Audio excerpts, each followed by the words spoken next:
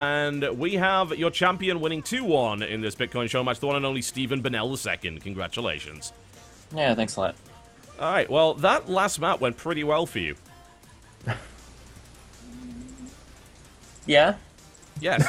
Yes, it did. World's best interviewer, NA, what can I say? I suppose I should ask you, Jeff, what ended up happening with the final map there. It looked like you were attempting to go for an early cannon rush, but it seemed like Destiny had smelled that out and put down the earlier pool. Yeah, he does that. He does that just about every game, but on a 4-player map, I'm pretty adamant about, like, against either early pool or hatch first, you want to have a forge, and then you might as well double scout. It's a small sack to the econ, but it's like a potential winner if you see that they are hatch firsting, and you also want to scout out if they're doing an early pool. Otherwise, you just do like blind Nexus first, and if they 6 pool, you just die. So I feel like you either roll the dice or you do that, which is like the safer answer. Destiny, after the first map, when... I mean, it wasn't exactly a easy victory by any stretch for Jeff, but you did get worn down over the course of about 40 minutes in-game. Did that concern you at all going into Yonsu? Man, I play so many stupid 45-minute games on NA ladder. Not really. I'm kind of surprised that the last 2 games. I'm not really sure why you didn't just go for macro. We played 2 games yesterday, and Jeff won both of them, and they weren't like cheesy games by any stretch of the. Well, I mean, no, not really. I mean, they were both pretty easy. Not easy, but they were both macro wins for Jeff. And the first game today looked just like our last 2 games yesterday. So actually, after I lost this first one, I was kind of resigned to just losing because I thought he was going to play the same way every time, and I have so much trouble against like the Colossus I don't play stuff. So I'm kind of, I don't know why you didn't just do that, what you did the first game, the next 2. Yeah. That really surprised me. I don't know. I overthink things a lot, and like I was thinking, well, that's exactly what he would expect. It's been 4 games of the same thing, so. Then I tried, I'll try these other things, and then game 3 I was like, I'll do something that looks like I'm doing that thing that I've been doing, but then I'll do a timing attack, because I had a pylon behind your third, so I was like, I'm fairly certain I should be able to sneak this in, and I killed your early scouting overlords without you seeing the gateways themselves, but I'm not very good at timing attacks at all. I'm pretty terrible at them, so it's one of those things where, once again, in retrospect, I'm like, yeah, actually what Steven said makes a lot of sense, and what I did was really, really dumb, so... Kind of sad. Excellent analysis. Stephen, I've got to ask, with your newfound Bitcoin fortune, what do you plan on spending it on? My chat's going to hate me, but we're probably going to be day trading it for the next week or 2. And where can they find your stream if they want to watch you doing that?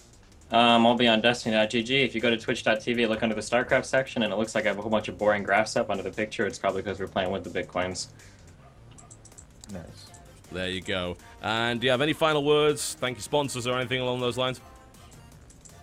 I would like to thank Phoenix for their keyboard and for their mouse and their mouse pad. Hopefully their keyboard's coming soon. Thanks to Dollar Shave Club. You can check them out at destiny.gg/shave. Thanks to Ting. You can check them out at destiny.gg/ting or destiny.ting.com.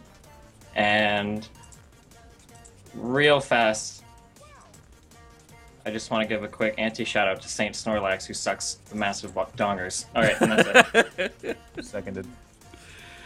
Yeah. Oh, there you go. Jeff and Steven, thank you very, very much for taking part in the... Whoa! What about Jeff's shout-outs? Whoa, Jeff doesn't get his shout-outs. He lost. That's not... Okay, alright. Alright, he took 1 map. He gets half his shout-outs. Yeah. There you go. Well, that's good. That gives me at least 15 minutes, then I assume. By standard of EG shoutouts. Anyways, thank you to you guys for inviting me on. I'm gonna stay on, and I'm gonna watch the show match. Can't wait. But thank you. Like, I don't get to compete nearly as much these days, so making all those mistakes because I'm nervous and because I'm excited and I'm shaking that's a huge, awesome moment for me. So just thank you for creating that, because those things don't happen on the ladder. We all sit in our boxers and play casually, and it's all fine and good. And we play, like, just totally casually. But to play for competition, to play for something in front of an audience, that's really cool, and you allowed me to do that yet again, so I really appreciate it.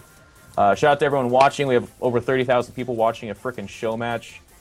You're all doing awesome God's work and Reagan's work and America's work, so, Bible thump and whatnot. Thank you, appreciate it. And then, of course, big shout out to EG and all their lovely sponsors. And if you're all about me and you think I'm worth following or something like that, check me out on Twitter, EG in Control. And I have a shirt on designed by humans, Ash Stashes. That's the best way to support me. So thank you, everybody, and have an awesome show match with Naniwa and Scarlett. There you go, folks. Give it up, I suppose, in your room on your own and make people look at you rather weird. For Steven and Jeff, who just brought you that undercard show match here in the Bitcoin Starcraft Challenge. Thanks a lot, guys, and we will hopefully see you again at some point in 2014, perhaps for a rematch between these two wonderful players. Sounds like a great idea. So thanks a lot, Steven. Thanks a lot, Jeff. And we are going to take ourselves a short break. And when we come back, we're going to be bringing you the main event. It is going to happen, folks. It's going to look something like that. Scarlett versus Naniwa, best of 7 is what is going to be happening very, very soon here on twitch.tv/Totalbiscuit. We're going to take a short break. We'll be back soon. Don't go anywhere.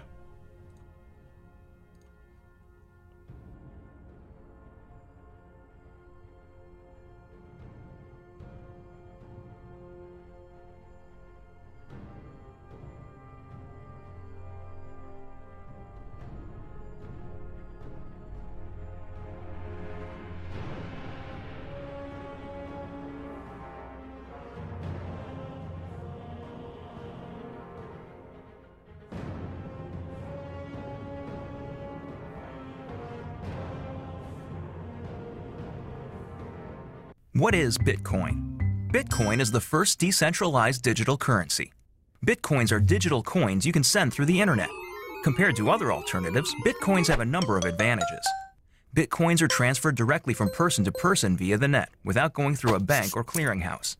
This means that the fees are much lower, you can use them in every country, your account cannot be frozen, and there are no prerequisites or arbitrary limits. Let's look at how it works.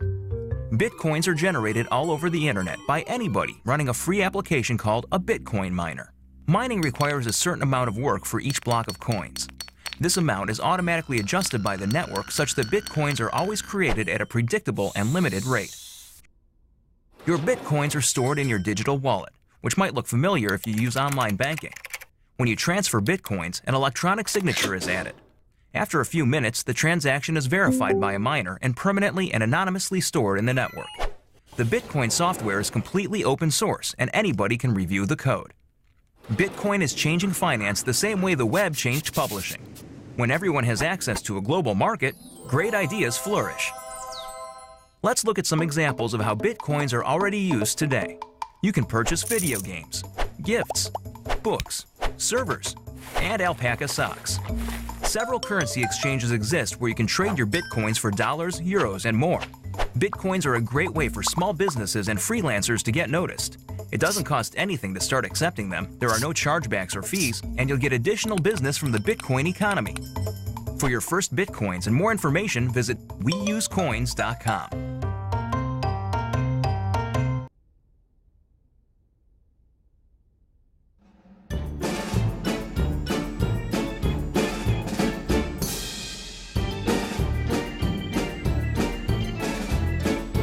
It's the Call of Duty circus and it's coming to your town.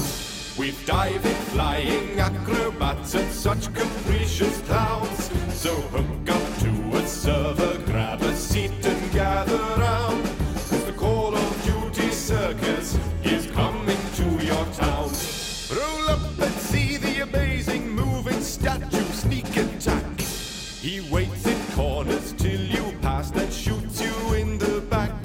He never moves or learns to shoot, so he will always blow.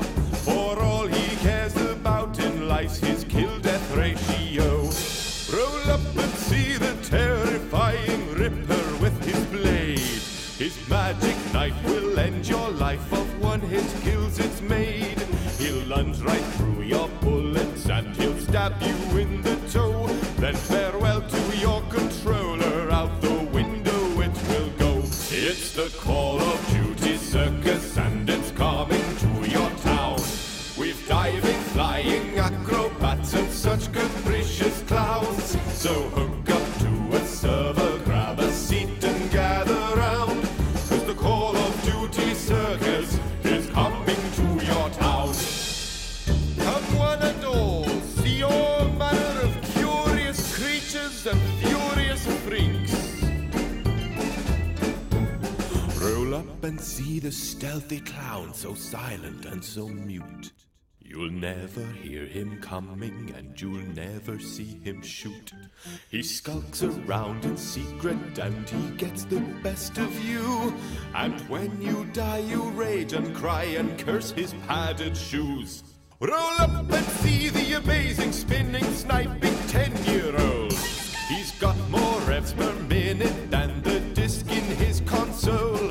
Take care when laughing at his spinning choreography, for he plays real life on 14 sensitivity. It's the Call of Duty circus, and it's coming to your town. With diving, flying acrobats and such capricious clowns. So hook up to a server, grab a seat and gather round. It's the Call of Duty circus is coming to your town.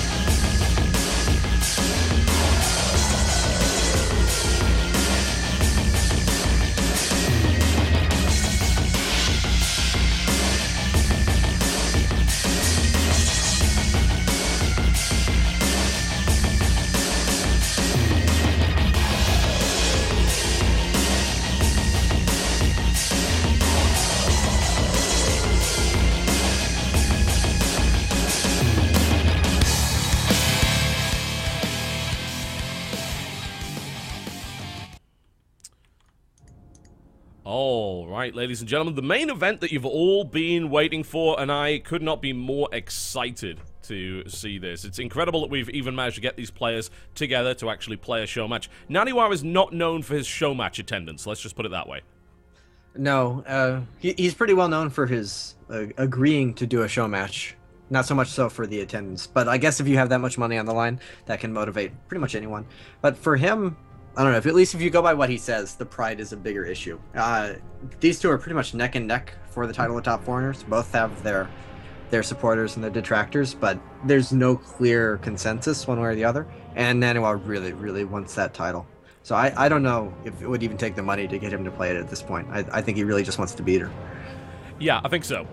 It's been a really good year for Scarlett. Naniwa has had fantastic placements, and just absolutely incredible placements in many tournaments. Scarlett really came into her own towards the end of the year, I think, and put on some really great performances, and perhaps overshadowed Naniwa's consistency throughout this year.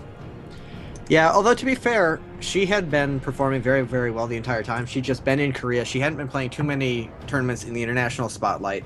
GSTL and the GSL qualifiers and whatnot that she was playing from over there didn't get a whole lot of attention. And WCS America was basically GSL light, so she was playing against really stiff competition there. And she would make it high every time, but they weren't the most exciting games because she wasn't playing against the big foreign stars. I don't know. I just feel like earlier on in the year she was still really, really good and still probably deserving of the credit she got towards the end of the year. She just wasn't getting the attention, and now she's finally coming into the spotlight. So I don't think it's even fair to say that she has just recently come into her own. I think this has been the year of Naniwa and Scarlett all the way through, and people have just finally come to realize it. Yeah, I think you might very well be right on that one. We are going to be hearing from both of the players. We've brought them both into the call right now. Let's hope the mics work. Scarlett, welcome to the show. Hello, does this work? It works absolutely fine. Fantastic. This is going way too well so far. I'm just waiting for something to go horribly wrong. Well, there's a winter storm here right now, so hopefully my power doesn't go out. Winter is coming, is it? Alright, well, you're up against the king in the north himself, the one and only Naniwa. Welcome to the show. Yes, hello.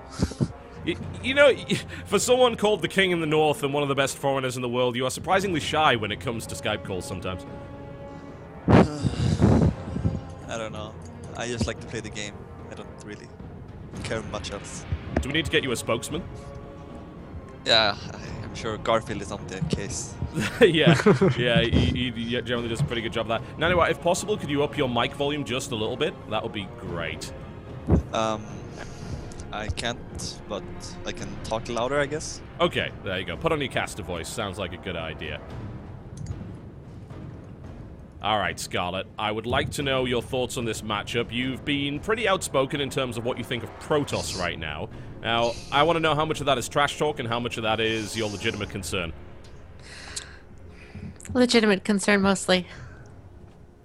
Now, it's surprising to hear that, because you've had a lot of success against Protoss, in particular in the Red Bull Battlegrounds New York. You almost whitewashed 3-0'd SOS, the world champion, did incredibly well, and then in the consolation match, you wiped the floor with MC, so what's the problem with Protoss? Well, I was just really prepared for SOS, and he played exactly how I thought he would, and MC didn't really react properly to my builds. But against Parting, I still got crushed 2-0 at Red Bull. Well, Parting was the eventual champion and took out SOS in fine fashion, so I don't think anyone's ever going to fault you for that one. What specifically do you think you're struggling against right now? Is it just the overall design of the race, or is there one thing in particular that's really been tripping you up? Overall design of the race. Fair enough. You wouldn't be the only one to actually express that. Naniwa, is Protoss really designed in such a tricky and scary way that Zergs are so intimidated by it right now? I don't know if I'm the one to speak about that, since I play Protoss, but there's a lot of things in PvC where if it goes unscouted, it can be very good, and if they scout it, then you're way behind. So the design is not very good in my opinion either, but if nothing crazy goes on and they both scout well enough, I think it's okay. Now, I'd like to ask you guys about the map pool, because we had some big deliberations. We eventually decided on a 5-map pool. Now, I'd heard murmurings before this event, and kind of throughout the entire year, that tournaments were using map pools that were too large, and the pro gamers preferred smaller map pools. Is that true? I'll ask that to Naniwa first. Oh. I think as long as there's 2 vetoes, the map pools are fine. But for example, DreamHack was 1 veto and then random. That's pretty bad in my opinion. I don't think there's ever been like 7 really good maps in the pool, so I think it makes a lot more sense to have 5 or 3. Fair enough. Scarlett, what do you think about the map pool right now? Yeah, I kind of agree. As long as there's vetoes, it's pretty much fine. I'm pretty much fine with all these maps except Yunsu. Unfortunately, even if you veto it in this way, it comes up eventually. Yeah, we did mention that actually in the undercard match, that Yunsu was not a map you were really looking forward to. I veto it on ladder always, so I don't really have any experience playing it. Ah, fair enough. Now, I'd like to know actually what you guys think about the upcoming maps. There are a couple of maps that seem to be in contention right now, including Altazim, also known as the big blue horrible map that nobody likes. Is that a map that you're looking forward to playing on, or do you agree with the consensus there, Scarlett? Well, I've never actually played it, so I have no idea, but it looks pretty bad. Fair enough. Naniwa, is it a map that you've had a chance to play on? I played it once, and then I thumbed it down. Oh. I don't really like it, but I haven't played enough to judge, but it looks pretty good for Zerg, I'd say. Now, you've been a little bit outspoken on the return of the gold base. Habitation Station is looking like it may very well be in the map. Paul, what do you think of that map? I do think gold is really good for Zerg, especially on that map. A roach attack is very effective. I played Scarlett on that map, and the timings are quite fast, and it's going to be quite annoying to have to deal with that, but maybe it will be fine in HOTS. I don't know. We'll certainly see about that. Now, Scarlett, your dislike for Protoss is, of course, well known, but the recent buff that caught a lot of people by surprise, of course, was the speed buff for the Oracle. Do you think that's really affected the PvZ matchup, or is it just versus Terran right now that it's a problem? It's not too big of a change compared to PvT. Sometimes they do silly, like, 7 Oracle builds right now, and if you don't scout that, you just lose the game immediately. But other than that, it doesn't make too big of a difference, I think. Alright. Now, before we begin this match, the first map, of course, will be Star Station. This was predetermined. We got that map list a couple of days before, and the players have had the chance to practice it. Scarlett, what would you like to say to your opponent today as we go into this best of 7? Well, Protoss is pretty imbalanced, but that doesn't really play a factor in this matchup because I'm gonna beat you anyways. Fair enough. Naniwa, your response to that? Not much to say, I guess. We'll see. I don't think it will be a very hard match, though. Oh, alright. Well, we'll see how far it goes. I think a lot of people are hoping for it to go all the way through to 7 maps. We'll see if either of you can stop that from happening. Before we start, are there any shout-outs you'd like to give to your team, to your sponsors, to anyone else, starting with you, Scarlett? Mostly thank you to my team Acer. They've supported me pretty much since I've started playing Starcraft professionally. Thank you to the players in our Zerg Skype chat who we always chat and give advice to each other. That's like Suppy, Kane, Samsung Solar, Major, Ghost User, Suppy if I didn't say him, and Hengelisk. Awesome. Naniwa, any shout-outs from you before we begin?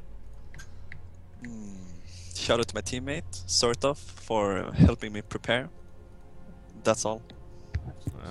Will sort of be the secret weapon that you need, I guess. We will certainly find out in this matchup. Naniwa, Scarlett, to your stations, please. Make sure you're in the lobby and ready to rock and roll. This best of 7 is about to begin. 14 Bitcoins on the line, and we will see you soon. Alright, well. The usual, I think, reserved interview style from both of them there. They're not really known for their huge trash talk. You could at least hear Naniwa yawn as Scarlett was throwing down the gauntlet there at the end. That was a nice little bit of flavor. I like that. I like that, certainly. I think if we did the pre-game interviews over Twitter, then they would have an entirely different flavor, but on Skype, perhaps not so much. You should actually hire 2 voice actors, have them do, like, trash talk each other via text beforehand, and then have a dramatic reading of it instead of a pre-game interview. I think that would be way more effective for most gamers. All of these sound like phenomenal ideas, and it's just kind of a shame that we didn't get that beforehand.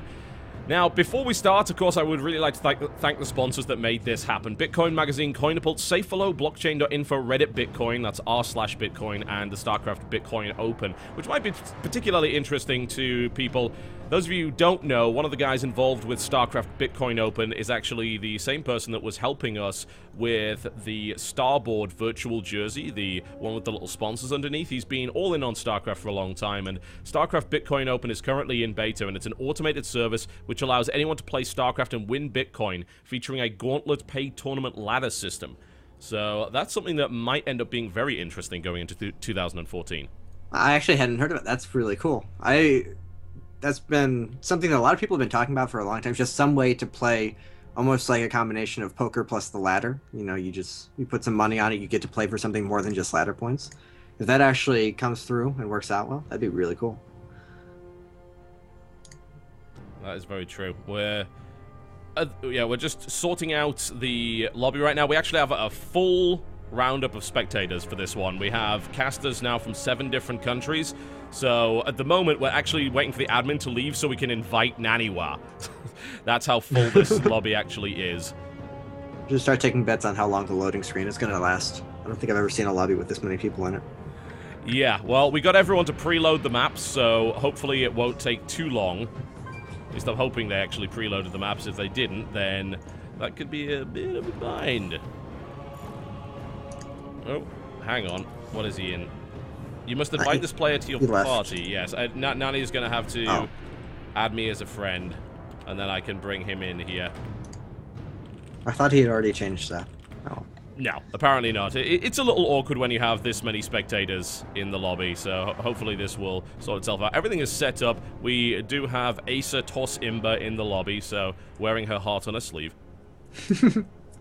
I think she genuinely means that, too. She's been... Because she's not the kind of person who just complains about everything. She's pretty open about the fact that she feels fine versus Terran, as long as they don't play mech or anything. And she's very, very honest about her opponents and whatnot. If she says that she thinks CVP is hard, I think she honestly feels pretty uncomfortable against Protoss. Well, I just invited Naniwa, and then he just said BRB, so it looks like we'll be waiting a couple of minutes. I'd like to hear your predictions on this one, because as you said, Scarlett seems to feel very uncomfortable against Protoss, but her results, especially lately, don't indicate that that's really the case.